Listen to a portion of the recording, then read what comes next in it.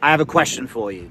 Does your chipping scare you to death? Do you just know when you're about to play a shot that you're going to duff it? Or are you at the point where you're that fearful, you're that embarrassed that you don't actually want anybody to watch you play a chip shot?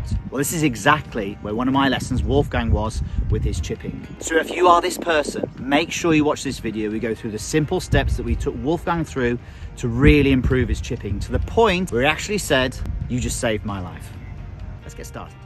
So welcome back to the channel. We're here at the Fairmont Grand Del Mar in San Diego on the short game area. And if you are somebody who struggles with chipping around the greens, this video is definitely going to help you. We release a video every single week, and if you haven't subscribed yet, make sure you hit that subscribe and hit that bell so you don't miss a video. Let's get into how you change somebody's life in chipping. Is that possible? Save somebody's life. Save somebody's life. Come on, don't play it down. I mean, that just shows you how much we love golf and how important golf is to us and what it can actually do to us, the emotions it can give us when we're playing. And look, I was speaking to Wolfgang about his game and he was ripping it on the range, and I'm going, look, he said, my short game's terrible.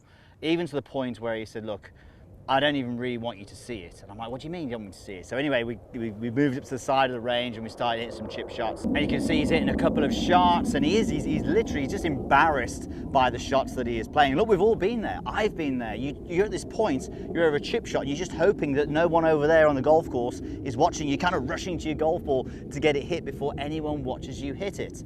So what we did, we worked at a couple of simple things, two very simple things. We worked on them for a little bit. I then go off and see one of the other clients, and I come back about 15 minutes later, and I'm literally 30 yards away from him, and he stops, looks at me, and his smile appears on his face. I'm going, all right, we might be on something here.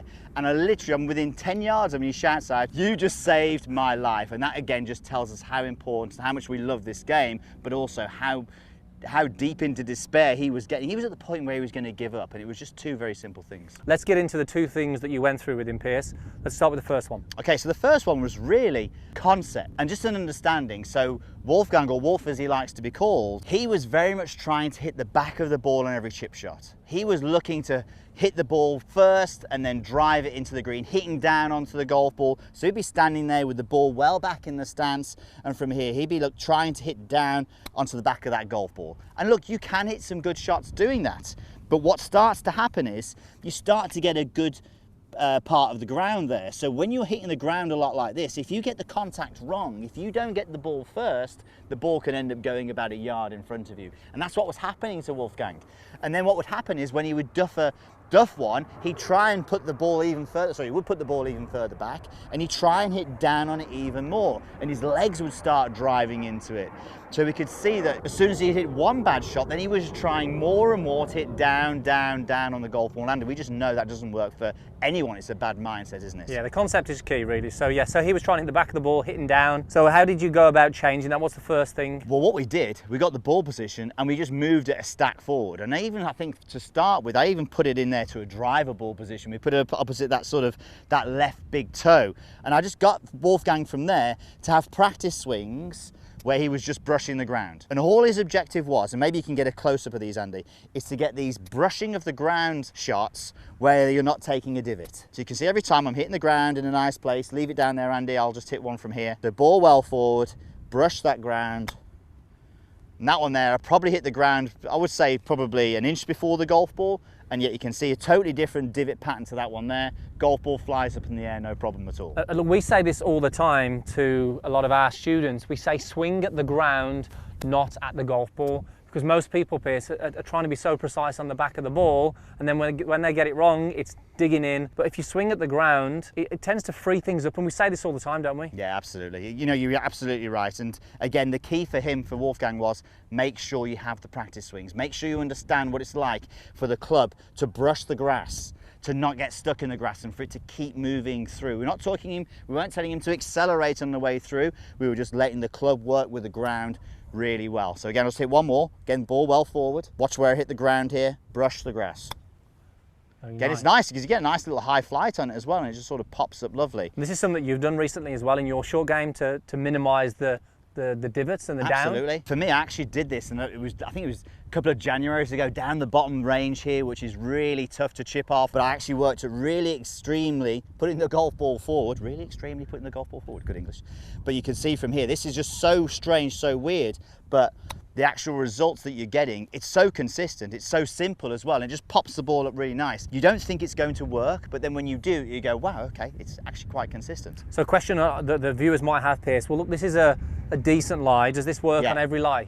Okay, so here's the two things that we need to look at. Number one, if you're on a fairway lie, for me, yes, it will work for any fairway lie. As soon as you go in the rough, the second thing, as soon as you go in the rough, then we do need to change things up a little bit. There has to be a little bit more downward hit then when it comes to playing out of the rough. But we're staying on the fairway here. This is what Wolfie's problem was. So the second thing let's get into the second one. with Wolfie, because even though, look, he's still got these patterns in his game. So obviously he had the ball back in his stance, he was driving down into it, and his legs would often dive into the ground, so his knee would often buckle as he was trying to hit down. So we actually learned this from Stan Utley, who's a fantastic short game coach. I think he's based in Arizona at the moment, but we learned this at the Orlando PGA show maybe about 8 years ago. But what he would talk about is that if you're somebody who likes to hit down and go down and move down into the ground, you need something to actually come up. So actually getting the left leg to actually straighten when you're playing these chip shots. So if you know for a fact that you go like that and get a bit wobbly when you hit your chip shots. We've all been there. We've all been there. Get that left leg and actually work at straightening it. I obviously straightened that a little bit too much because I've thinned it through the green there. Let's go left leg again. Watch this left leg. Left leg straightens. Actually helps with a strike, a little bit more spin on that one maybe. Going to go one more. But again, when you're doing this, it makes sense that if you're used, I'm going to have a tight lie again there. If you're used to trying to hit down by getting that left leg straightening up, and this is one of the things that I did when I was going through my chipping yips, it feels so good because you can brush the ground, you can get a great strike and a lot more consistency. And getting that strike out of that lie was pretty good. Come on, there's one got to go in at some point. There we go. There we go. That's all right, so let's summarize. The first point is make sure you swing at the ground, not at the ball. Don't try and hit down on the golf ball. Let the club brush and bruise the grass as it swings through.